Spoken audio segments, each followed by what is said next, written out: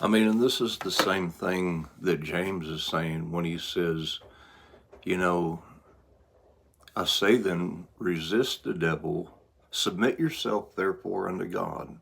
Resist the devil and he shall flee from you.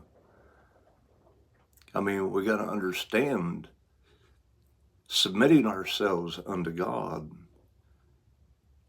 is walking in the faith that we're water baptized into, where this body of sins dies with Jesus. It's planted in the likeness of his death. And we live by that faith. That's what Paul was saying in Galatians 2:20. I'm crucified with Christ, even though I live, yet not I, but Christ lives in me. In the life I now live, I live by this faith of the Son of God who loved me and gave himself for me. I mean, that's what he's describing in Romans chapter 6. As many as were baptized into Jesus Christ were baptized into his death. So then we're buried with him in baptism.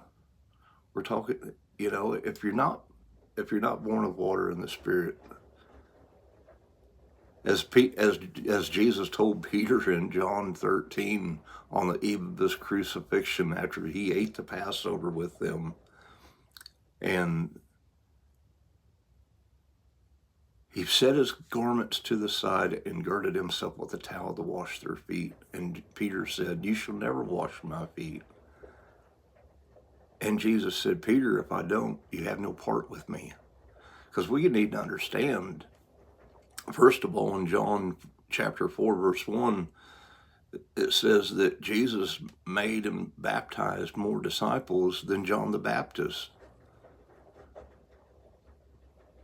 So what Jesus says in the next breath, he says, because Peter said, well, not only my feet, but also my hands and my head, Jesus told him, well, you have no part with me if I don't.